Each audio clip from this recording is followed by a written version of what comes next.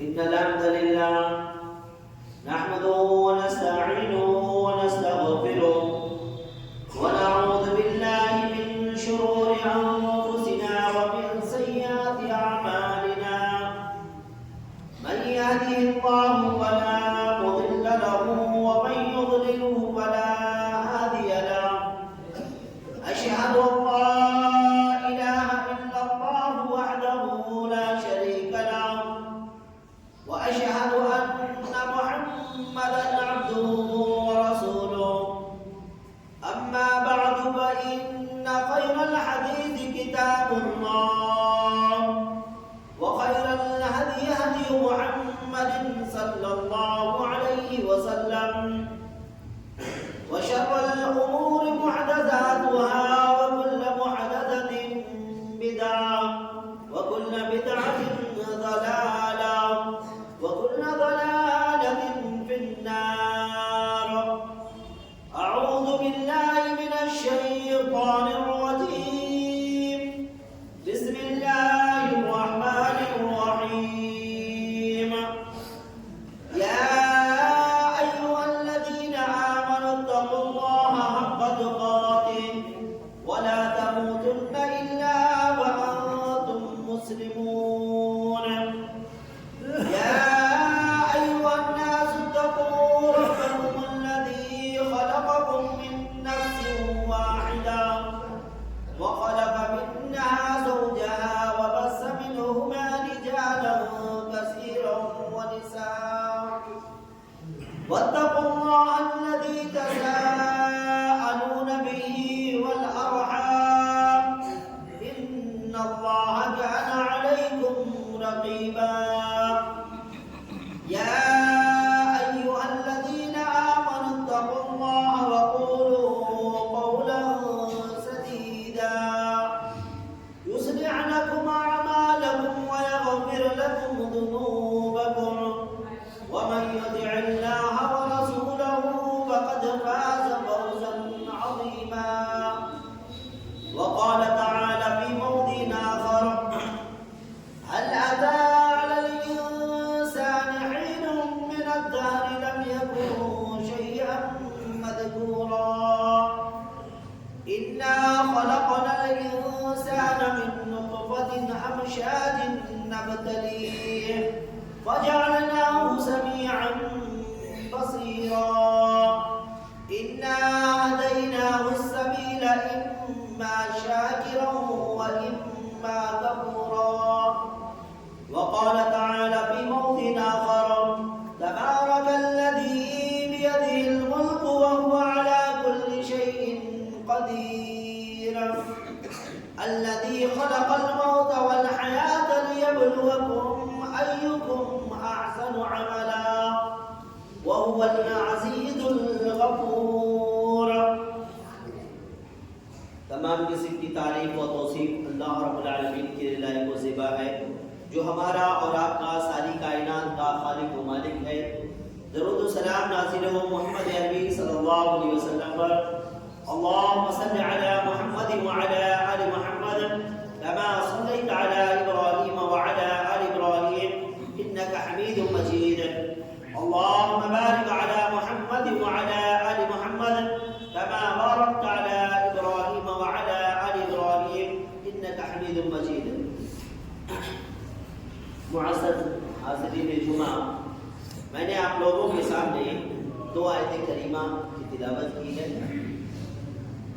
اس آیت کریمہ کے اندر اللہ رب العالمین نے انسان کو اس کے اوقات یاد دلائی ہے اور بتایا ہے کہ تمہاری اوقات یہ ہے کہ فرمایا: هل أتى على الإنسان حين من الدهر لم يكن شيئا مذكورا. تمہارے اوپر وہ وقت نہیں گزرا ہے جب تم کوئی قابل ذکر چیز ہی نہ تھے. هل أتى على الإنسان حين من الدهر لم يكن شيئا مذكورا. تمہاری کوئی ذکر نہیں تھی، تم کوئی اس لائق نہیں تھے جس کو یاد رکھا جائے. پھر ہم نے کیا کیا؟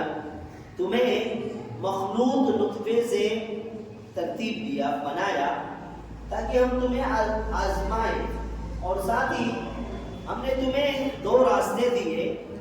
ایک یا تو تم شکر گزار بندہ بن کر کے اللہ سے ملو، اور دوسرا یہ کہ یا تم ناشکری کرو اور اللہ رب العالمین سے بحالت کفر میں ملو۔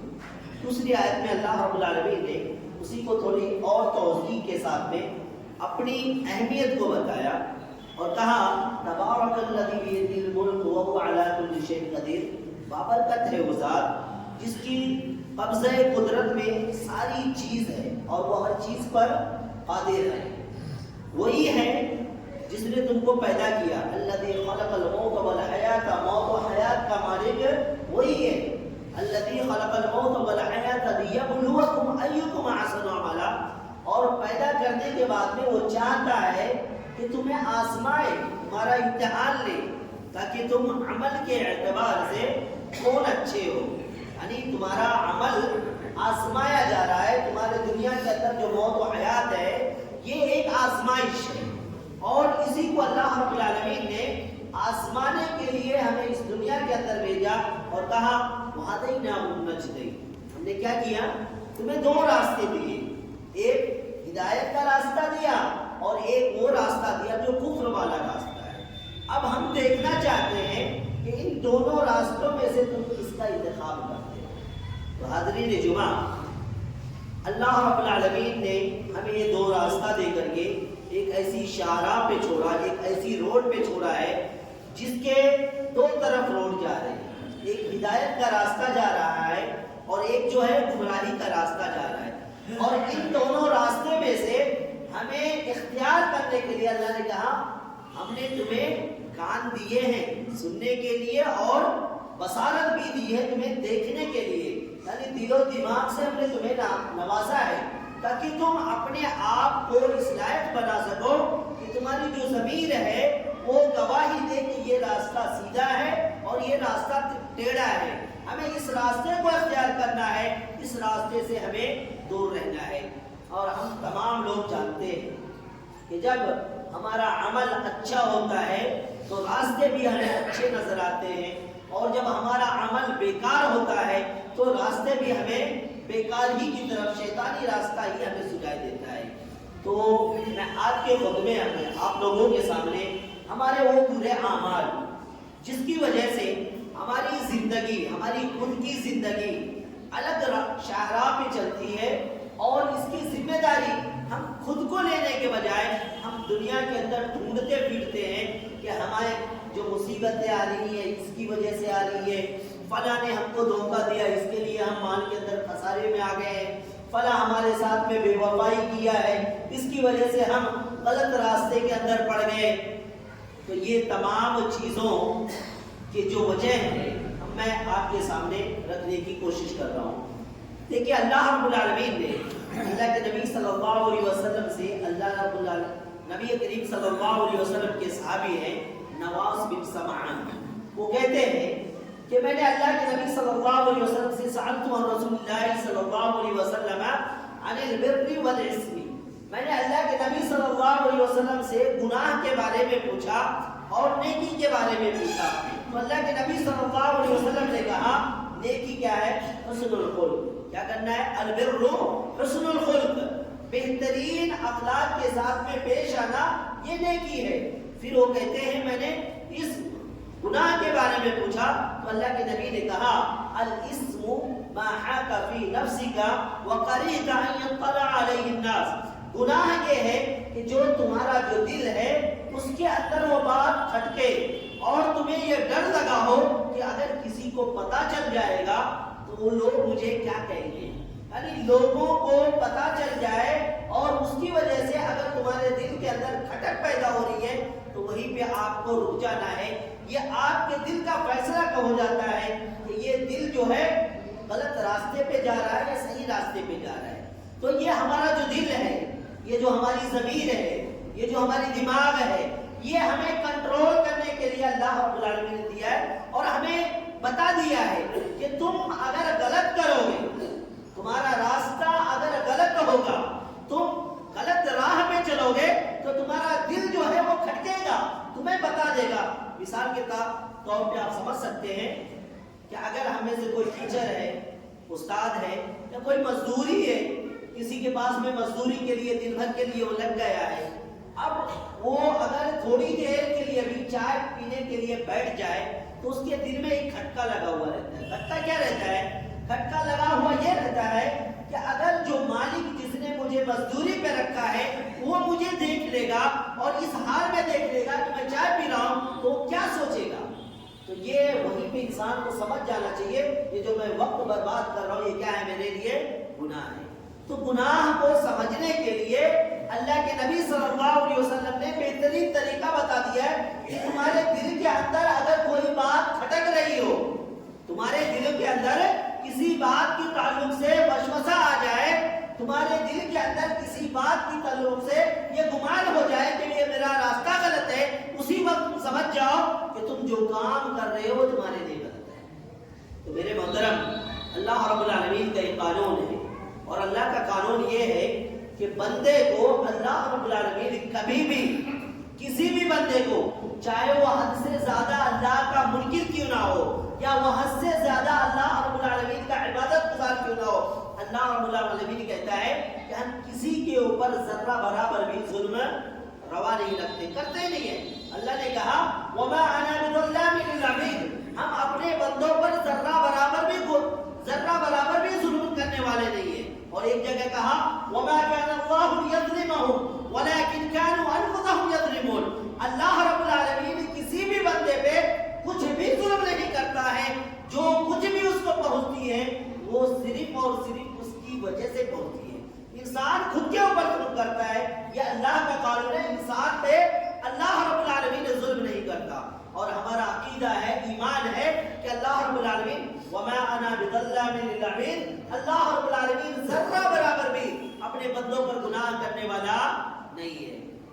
ان تمام باتوں کو جاننے کے بعد آپ دیکھیے کہ ہم زندگی کے اندر جو گناہ کرتے ہیں کیا کسی وجہ سے ہمیں تکلیف ہوتی ہے یا وہ گناہ ہے جس کی اثرات کی وجہ سے ہماری زندگی کے اندر دخل اندازی ہوتی ہے، ہمارے آخرت تباہی کے دہانے پر ہوتا ہے، ہماری جو زندگی ہے یہ دنیاوی زندگی وہ بھی خسارے کے اندر ہوتا ہے، اور اس کی اہم وجہ جو ہوتی ہے وہ ہمارے گناہ ہیں۔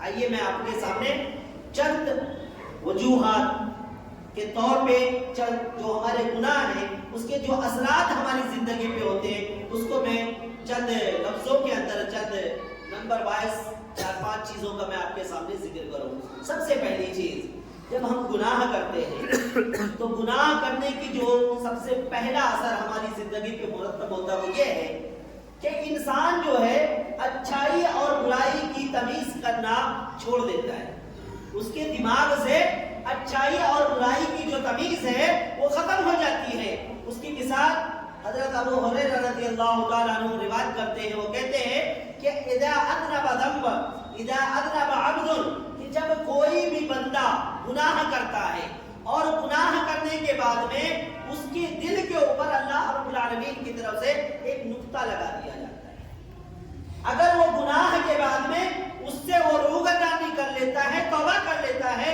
تو اللہ رب العالمین اس کے جو دل پہ دھبا لگا ہوا ہے اس کو مٹا دیتا ہے۔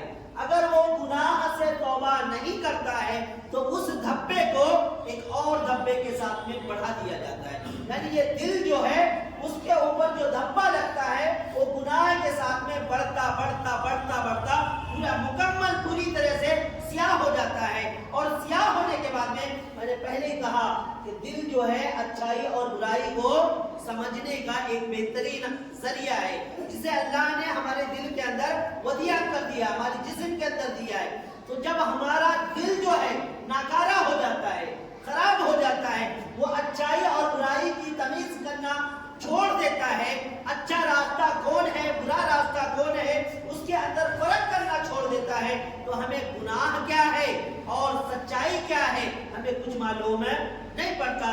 ہم گناہ کو بھی گناہ نہیں سمجھتے ہیں، اچھائی کو بھی اچھائی نہیں سمجھتے، جو من میں آیا، جیسا من میں آیا، جیسا دل نے چاہا، جیسا ہماری مرضی، ہم اسی راستے پہ چلتے رہتے ہیں، یہاں تک کہ ہمیں ہمارے اندر سے اچھائی اور برائی کی تمیز پوری طرح سے ختم ہو جاتی ہے۔ اس کی مثال اللہ رب العالمین نے قرآن مجید کے اندر کچھ یوں بیان کیا ہے کہ اللہ رب العالمین نے کہا وَمَن يَعْشُ عَن ذِكْرِ الرَّحْمَنِ نُقَيِّضْ لَهُ شَيْطَانًا، کہ جو شخص بھی اللہ رب العالمین کی ذکر سے، اللہ رب العالمین کے عبادت سے اپنے آپ کو موڑ دیتا ہے تو اس کا دوست شیطان ہو جاتا ہے، اور وہ شیطان کیا کرتا ہے، اس کے عمل کو بہتر کر کے اس کے سامنے پیش کرتا ہے. یعنی اگر غلط عمل ہے، غلط عمل کو بھی کیا کرتا ہے، وہ اچھا کر دیتا ہے، اتنا مسیت کر دیتا ہے کہ اسے سمجھ میں نہیں آتی بات کیونکہ یہ غلط ہے کہ صحیح ہے. یعنی شیطان اس کا دوست ہو جاتا ہے، اور دوست ہونے کے بعد میں اچھائی اور برائی کی تمیز وہ بالکل ختم کر دیتا ہے. اور ایک جگہ اللہ رب العالمین نے کہا قُلْ هَلْ نُنَبِّئُكُم بِالْأَخْسَرِينَ أَعْمَالًا الَّذِينَ ضَلَّ سَعْيُهُمْ فِي الْحَيَاةِ الدُّنْيَا وَهُمْ يَحْسَبُونَ أَنَّهُمْ يُحْسِنُونَ صُنْعًا.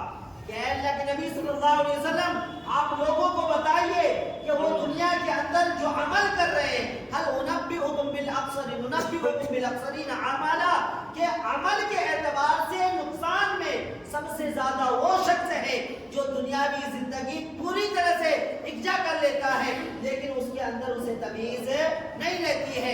انہم یحسنون صنعا، وہ یہ سمجھتا ہے کہ جو کام وہ کر رہا ہے وہ کام بہتر ہے اور اسے کرتے جاتا ہے. یعنی برائی کو بھی وہ کیا کرتا ہے، اچھا سمجھ کے، کیونکہ شیطان کیا کرتا ہے، اس کو برائی کرنے پہ جو آمادہ کیا ہے اس کو اچھا کر دیتا ہے، اور اچھا کرنے کی وجہ سے وہ انسان اس برائی کو برا سمجھتا ہی نہیں ہے. یعنی اس کے حق و باطل کی جو تمیز ہے وہ ختم ہو جاتی ہے.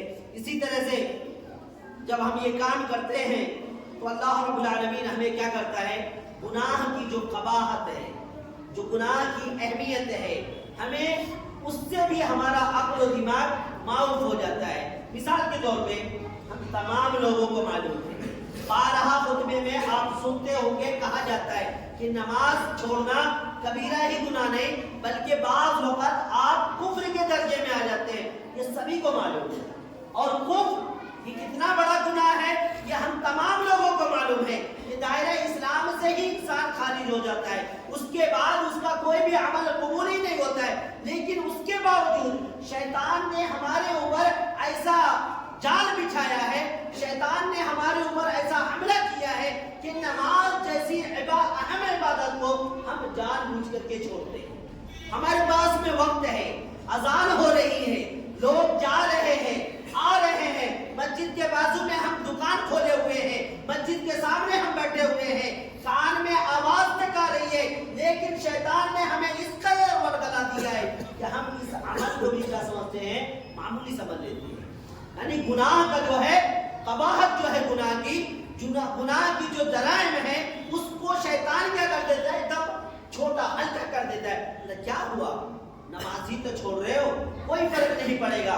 میرے بھائی یہ اس وجہ سے ہے کیونکہ آپ کے دل کے اندر وہ کالا دھبا مسلسل بڑھتا بڑھتا آپ کے دل کو سیاہ کر چکا ہے. تو گناہ جیسی اہم عمل کو بھی ہم کیا سمجھ لیتے ہیں، معمولی درجے کے اندر ڈال دیتے ہیں. اور اسی وجہ سے ایک حدیث کے اندر آتا ہے، اللہ کے نبی صلی اللہ علیہ وسلم فرماتے ہیں کہ جب بندہ مومن ہوتا ہے اور وہ جب گناہ کرتا ہے تو گناہ جو معمولی قسم کا گناہ ہے تو وہ یہ سمجھتا ہے کہ میں کسی پہاڑ کے نیچے بیٹھا ہوں اور میں نے گناہ کر لیا ہے تو بے شک میرے اوپر پہاڑ گر جائے گی.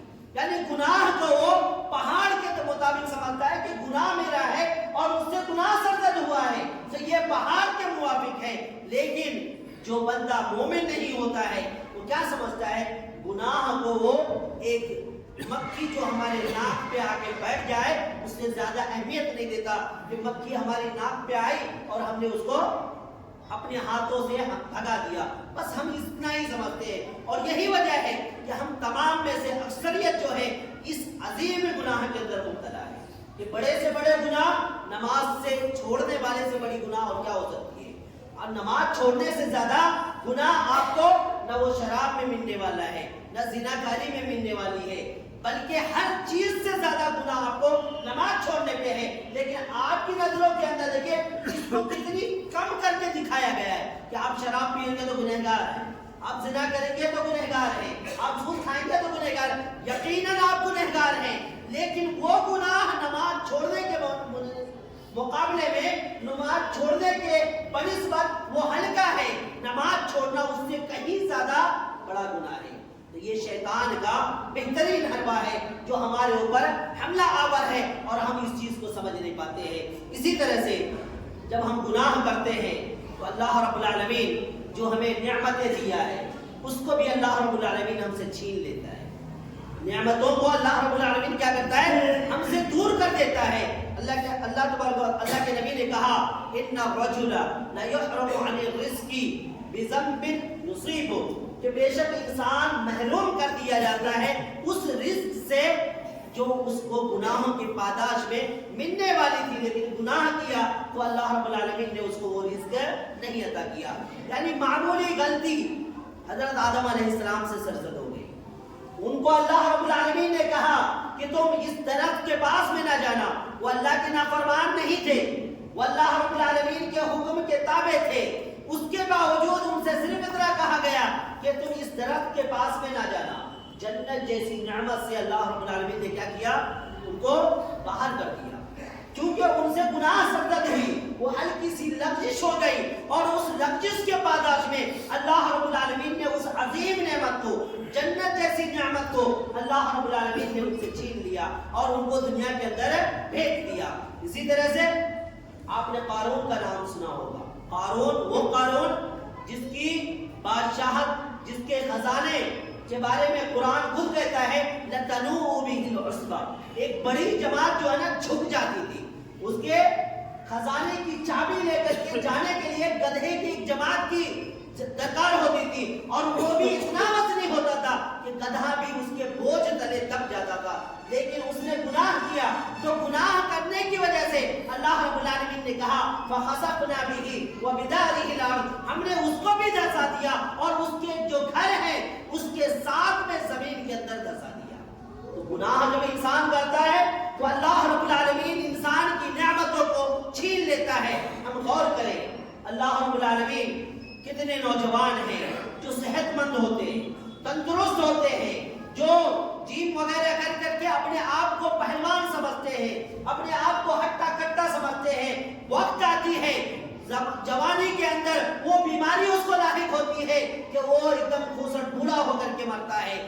اور کبھی کبھی تو ایسا ہوتا ہے کہ انسان گناہ در گناہ کرتا جاتا ہے، اپنے آپ کو محلے کا ڈون سمجھتا ہے، اپنے آپ کو سب سے بڑا حاکم سمجھتا ہے، چودھری سمجھتا ہے، وہ گناہ در گناہ کرتا جاتا ہے۔ ایک وقت آتا ہے کہ اس کی طاقت کو اللہ سلب کر لیتا ہے، اس کی دولت کو اللہ چھین لیتا ہے، اس کے جو حوالی ہوتے ہیں اس کو بھی اس سے دور کر دیتا ہے۔ تو انسان گناہ کرتا ہے تو اللہ رب العالمین اس گناہ کی وجہ سے کبھی صحت سے اس کو محروم کرتا ہے، کبھی کاروبار کے اندر نقصان ڈال کر کے اس کو محروم کرتا ہے، کبھی جو دوست احباب ہیں اس دوست کو اس سے دور کر کے محروم کر دیتا ہے۔ تو ہماری گناہ کی وجہ سے یہ کمیاں ہماری زندگی کے اندر آتی ہے، ہمیں اس بات پر غور کرنی چاہیے۔ دوسروں کے اوپر آپ حوالہ دینے کے بجائے کہ فلاں کی وجہ سے نقصان ہو گیا، فلاں کھایا تو میں نے صحت کے اندر صحت بگڑ گئی، فلاں چیز کی وجہ سے میرے اندر یہ خرابی آ گئی، یہ تمام چیزیں چھوڑ کر کے آپ کو سوچنا ہوگا۔ سوچنا یہ ہوگا کہ آپ نے کیا گناہ کیا ہے، آپ نے کیا غلطی کی ہے جس کی وجہ سے اللہ رب العالمین آپ کو سزا دے رہا ہے۔ میرے محترم، اسی طرح سے جب ہم گناہ کرتے ہیں تو ہماری روزی بھی اللہ رب العالمین تک کر دیتا ہے۔ ہم دنوں بھر تو محنت ہمارا اسی لیے ہے، ہماری مشقت تو اسی لیے ہے کہ ہماری روزی کے اندر اللہ رب العالمین بڑھوتری کرے، ہمیں مالدار بنا دے، ہمارے جو بال بچے ہیں اللہ رب العالمین اس کو بھرنے پھولنے کا موقع دے، ہمارا جو گھر ہے فلاں کے گھر سے اچھا ہو جائے، ہم جس مکان کے اندر رہتے ہیں وہ مکان عالی شان کا میں بناؤں، میری جو بیوی بچیاں ہیں وہ خوشحال عیش و آرام کی زندگی گزارے۔ یہ تمام لوگوں کی خواہش ہے، اور دنیا کے اندر اسی خواہش کے لیے ہم جیتے ہیں، اسی خواہش کے لیے اپنی زندگی کو قربان کرتے ہیں، لیکن ہم بھول جاتے ہیں۔ کیا بھول جاتے ہیں؟ اللہ رب العالمین کی ذکر کرنا، اللہ رب العالمین کو یاد کرنا۔ ہم اس بات پروردگار کو بھول جاتے ہیں اور ہم یہ سمجھ بیٹھتے ہیں کہ میں محنت کروں گا تو اللہ رب العالمین عطا کرے گا، میں روزی اللہ رب العالمین مجھے دے گا، لیکن ہم اس بات کو بھول جاتے ہیں کہ اللہ رب العالمین نے یہ بھی کہا ہے ومن اعرض عن ذکری فإن له معیشة ضنکا ونحشره یوم القیامة اعمی قال رب لم حشرتنی اعمی قد كنت بصیرا قال اتتک آیاتنا فنسیتها وکذلک اليوم تنسی.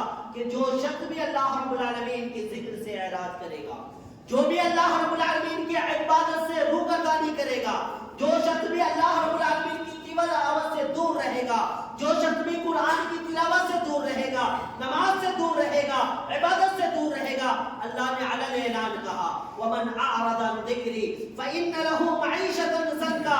اس کی جو دنیا کی زندگی ہے، اس کی جو رزق ہے، اس کو اللہ رب العالمین تنگ کر دے گا. یعنی اللہ کی دولت وہ تمہارے اوپر تنگ ہو جائے گی. آپ کی زندگی کے اندر وہ دولت کو اللہ رب العالمین آگ لگا کر کے چھوڑ دے گا.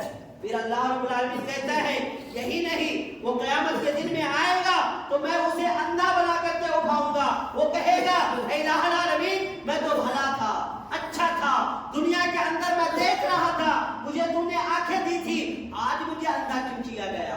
اللہ رب العالمین کہے گا اسی طرح سے میری آیتیں تمہارے سامنے آئی، قرآن مجید کی تلاوتیں تمہارے سامنے کی گئی، مقررین نے تقریر کے ذریعے سے ہماری نشانیاں تمہیں بتائی. کذالک اتتک آیاتنا فنسیتها وکذالک اليوم تنسی. تم نے رب کو کیا بھلایا؟ رب نے تمہیں بھلا دیا ہے. تو میرے بھائیوں، ہماری زندگی کے اندر جو تنگحالی آتی ہے، ہم محنت کرنے کے بعد میں ہماری روزی کے اندر جو برکتیں نہیں آتی ہیں، ہم دن و رات محنت و مشقت کرتے رہتے ہیں، ہیلے بہانے کے ذریعے سے دولت کے انبار لگا لیتے ہیں، لیکن اس کے باوجود زندگی کے اندر سکون میسر نہیں ہوتا، صحیح سے ہم بیٹھ نہیں پاتے ہیں، صحیح سے لوگوں سے مل نہیں سکتے ہیں، اپنے بال بچوں کے اندر 2 وقت خوشی کے گزار نہیں سکتے ہیں. اس وقت ہمیں سوچنا چاہیے کہ ہمیں سے کہاں پہ غلطی ہو رہی ہے. دنیا تو صحیح میں اللہ دے رہا ہے، دنیا تو صحیح میں ہم کما رہے ہیں، لیکن اس کے باوجود زندگی تنگ کیوں ہے؟ روزی کے اندر کمی کیوں آ رہی ہے؟ بال بچے ہمارے کمزور کیوں ہوتے جا رہے ہیں؟ تو آپ سمجھ جائیے کہ اللہ رب العالمین کی یہ آیت کریمہ آپ کے اوپر صادر آ رہی ہے کہ ومن اعرض عن ذکری فإن له معیشة ضنکا. اللہ کی عبادت سے روگردانی کرو گے تو اللہ رب العالمین تمہاری زندگی کو تنگ کر دے گا. اسی طرح سے میرے محترم، آپ اس کی مثال کو سمجھ سکتے ہیں. اللہ رب العالمین نے بنی اسرائیل جو قوم ہے یہود، اس قوم کا تذکرہ اللہ رب العالمین نے قرآن مجید میں بہت جگہ کیا ہے، اور غالباً سب سے زیادہ تذکرہ موسیٰ علیہ السلام کا کیا ہے اور بنی اسرائیل کا کیا ہے. اللہ رب العالمین نے اس آیت کریمہ میں اللہ رب العالمین نے کہا وَظَلَّلْنَا عَلَيْكُمُ الْغَمَامَ وَأَنزَلْنَا عَلَيْكُمُ الْمَنَّ وَالسَّلْوَىٰ. اللہ رب العالمین کے لوگ عبادت گزار تھے تو اللہ رب العالمین نے کیا کیا؟ وَظَلَّلْنَا عَلَيْكُمُ الْغَمَامَ. بادل کے ذریعے سے اللہ رب العالمین نے اس کے اوپر چھاؤنی کر دی تھی، کیونکہ وہ 40 سال تک ایک میدان کے اندر گھومتے رہے تھے. پھر انہوں نے توبہ کیا تو اللہ رب العالمین نے اس کے اوپر آسمان سے بدری کا سایہ کر دیا. پھر کھانے کمانے کی ضرورت تھی تو اللہ نے کہا وَأَنزَلْنَا عَلَيْكُمُ الْمَنَّ وَالسَّلْوَىٰ. ہم نے من اور سلوہ کو کھانے کے لیے اس کو دیا. لیکن جب انہوں نے اللہ رب العالمین کے ساتھ میں ناانصافی کی، جو اللہ نے حکم دیا تھا اس حکم کے خلاف ورزی کی، تو وہی پاک پروردگار نے کہا وَبَدَّلَ الَّذِينَ ظَلَمُوا قَوْلًا غَيْرَ الَّذِي قِيلَ لَهُمْ فَأَنزَلْنَا عَلَيْهِمْ رِزْقًا مِّنَ السَّمَاءِ بِمَا كَانُوا يَفْسُقُونَ. کہ جب ان لوگوں نے اللہ رب العالمین کی بات کو نہ مانا، جو اللہ نے حکم دیا تھا اس کے بجائے وہ دوسرا کام کرنے لگے، اللہ کا جو حکم تھا اس کو انہوں نے بدل دیا، وہی پاک پروردگار جو من سلوہ اس کے اوپر نازل کر رہا تھا، اسی پاک پروردگار نے کیا کیا؟ رزقا من السماء. آسمان سے گولے آگ کے شرارے اللہ رب العالمین نے نازل کیے. اس قوم کو اللہ رب العالمین نے برباد کر دیا، تہو بالا کر دیا، الگ الگ مصیبتوں کے اندر، الگ الگ تکالیف کے اندر اس کو مبتلا کر دیا. وجہ کیا تھی؟ وجہ یہی تھی کہ رب نے کہا کہ میری عبادت کرنا تو تمہیں تو اللہ رب العالمین سب کچھ دے گا، لیکن انہوں نے اللہ کی عبادت کو درکنار کر کے بچڑوں کی پوجا کرنا شروع کر دیا. تو اللہ رب العالمین نے عذاب کے طور پہ جو نعمتیں تھی ان تمام نعمتوں سے محروم کر کے اللہ رب العالمین نے آسمان سے آگ برسائی. اسی طرح سے میرے محترم، ہمارے گناہوں کی وجہ سے ایک اور جو وبال ہماری جان کے اوپر آتی ہے وہ یہ ہے گناہ کی وجہ سے لوگ ہم سے نفرت کرنے لگتے ہیں. پھر ہم کہتے ہیں کہ ہم گھروں کے اندر محنت کر کے لائے, ہم کھلائے, ہم بال بچوں کے اوپر خرچہ کرے, ہم بیوی اور بیٹیوں کو سنبھالے, ہم اس کے باوجود ہماری اولاد نافرمان کیوں, بیٹی نافرمان کیوں, بیویاں ہماری بات کیوں نہیں مانتی, ہمارے بھائی ہم سے تضاد بات کیوں کرتے ہیں, کیوں ہم سے حسد کر رہے ہیں. یعنی الغرض اللہ رب العالمین ہماری گناہوں کی وجہ سے ہم محنت کر کے حقیقت میں کھلا رہے ہوتے ہیں, حقیقت میں پوری زندگی اس کے اوپر صرف کر دیتے ہیں, لیکن ہم اللہ رب العالمین کو وہاں پہ بھول جاتے ہیں. یعنی محنت کو ہم فرض اولین سمجھ لیتے ہیں, رب کی عبادت کرنا ہم چھوڑ دیتے ہیں. تو اللہ رب العالمین کا وعدہ ہے کہ اللہ کے نبی صلی اللہ علیہ وسلم کے صحابی ابو ہریرہ رضی اللہ تعالیٰ عنہ بیان کرتے ہیں کہ اللہ رب العالمین جب کسی بندے سے محبت کرتا ہے تو اس کا اعلان آسمان پہ کر دیتا ہے اور کہتا ہے کہ اے میرے فرشتوں تم گواہ رہنا, میں ان تمام بندوں سے محبت کرتا ہوں, ان تمام سے میں محبت کرتا ہوں. فرشتے اعلان کرتے ہیں, اپنے بعد والوں کو کہتے ہیں تم گواہ رہنا, اللہ نے کہا ہے کہ میں ان بندوں سے محبت کرتا ہوں. وہ اس کو کہتے ہیں, وہ اس کو کہتے ہیں. یہ بات زمین تک آتی ہے اور اس کے گھر والوں کے دلوں کے اندر یہ بات ڈال دی جاتی ہے, معاشرے کے اندر یہ بات ڈال دی جاتی ہے. تو دیکھیں گے کہ جو لوگ نیکوکار ہیں وہ راہ چل رہے ہوتے ہیں, دل کرتا ہے مل کر کے اس سے سلام کر لیا جائے. اچھے بندے ہوتے ہیں, دل کرتا ہے اس سے معانقہ کر لیا جائے, اس سے دعا لے لی جائے, اس کی زبان سے کچھ کلمات سن لیا جائے. یہ وہی محبت ہے جو پاک پروردگار اس کی عبادت کی وجہ سے کرتا ہے. اس کے برعکس جب بندہ نافرمانی کرتا ہے تو اللہ رب العالمین اس بندے کا نام لے کر کے کہتا ہے اے فرشتوں تم یاد رکھنا میں فلاں بندے سے نفرت کرتا ہوں. اور وہ فرشتے اس کا اعلان پوری سمائے دنیا میں کرتا ہے, پھر اس کے بعد میں زمین پہ اس کا اعلان ہوتا ہے اور اس کے ساتھ میں اس کے گھر والوں کے اندر بھی یہ باتیں ڈال دی جاتی ہے. تو ہم دیکھتے ہیں کہ بندہ محنت کر رہا ہے, دولت جمع کر رہا ہے, ساری دولت اپنی پراپرٹی کو اپنے بال بچوں پہ خرچ کر رہا ہے, بیوی پہ خرچ کر رہا ہے, بھائیوں پہ خرچ کر رہا ہے, لیکن اس کے باوجود نہ اس کے بچے اس کی بات مان رہے ہیں, نہ اس کی بیوی اس کی بات مان رہی ہے, نہ اس کی بہنیں اس کی بات مان رہی ہے, نہ اس بندے کا سماج کے اندر دولت ہوتے ہوئے وہ عزت ہے, وہ شرف ہے, لوگوں کی وہ تکریم ہے, بلکہ لوگ اس سے نفرت کرتے ہیں, لوگ اس سے حسد کرتے ہیں, لوگ اس سے جلن کرتے ہیں. وہ بندہ سمجھتا ہے میں نے محنت کیا, دولت جمع کیا, اس کے باوجود مجھ سے نفرت کیوں کی جا رہی ہے. وہ وہاں پہ بھول جاتا ہے کہ میں نے لوگوں کے لیے تو کیا, لیکن اس پاک پروردگار کے لیے میں نے کچھ نہیں کیا. میں نے اس اللہ کو یاد نہیں کیا, اس پاک پروردگار کو یاد نہیں کیا. اس پاک پروردگار کی طرف سے یہ عذاب ہے میرے اوپر کہ اس پاک پروردگار نے کہا ہے کہ اس سے نفرت. ہمارے اسلاف وہ کہا کرتے تھے کہ جب کبھی بھی میرا یہ جو چوپایا ہے, یعنی وہ لوگ پہلے زمانے میں کس نے سواری کرتے تھے, اونٹ پہ یا تو گھوڑے پہ, تو وہ کہتے ہیں کہ جب میں کہیں سفر کرتا اور سواری کو میں جس راہ پہ چلنے کا حکم دیتا اور وہ اس راہ پہ نہیں چلتی تو میں سواری کو نہیں مارتا, بلکہ میں اپنے اوپر سوچنے پہ مجبور ہو جاتا کہ آج میں نے ایسا کون سا گناہ کیا ہے کہ یہ اللہ کا یہ جو مخلوق ہے نا یہ بھی میری بات نہیں مانتی. ہمیں سوچنا چاہیے, گھر کے بچے بات نہیں مانتے, ہم شکایت کرتے بیٹھتے ہیں, لوگوں کو اس کے پیچھے لگا دیتے ہیں, میرا بیٹا جوان ہو گیا ہے, میں کہتا ہوں یہاں پڑھو, پڑھ ہی نہیں رہا ہے, میں اسے یہ کام سکھا رہا ہوں, سیکھ ہی نہیں رہا ہے. لوگوں سے شکایت کرتے ہو, کبھی اپنی شکایت لے کر کے اللہ کے دربار میں تو نہیں آتے ہو, رب سے تو نہیں کہتے ہو کہ الہ العالمین مجھ سے کیا غلطی ہو گئی جس کی وجہ سے یہ سزا مجھے دی جا رہی ہے. میرے بھائی وقت تو ختم ہوا چاہتا ہے, میں ایک اور بات آپ لوگوں کے سامنے کہتا چلوں کہ ہماری زندگی کے اندر یہ دل کا جو ہے نا معاملہ سب سے اہم ہے. جب کبھی بھی انسان گناہ کرتا ہے تو اللہ کے نبی نے کہا الا ان فی الجسد مضغہ اذا صلحت صلح الجسد كله واذا فسدت فسد الجسد كله. کہ اے لوگوں ہماری جسم کے اندر ایک دل ہے, جب یہ تندرست رہے تو سمجھ جاؤ تمہارا اعضاء پورا کا پورا تندرست ہے, اور اگر یہ بگاڑ کا شکار ہو جائے تو سمجھ جاؤ کہ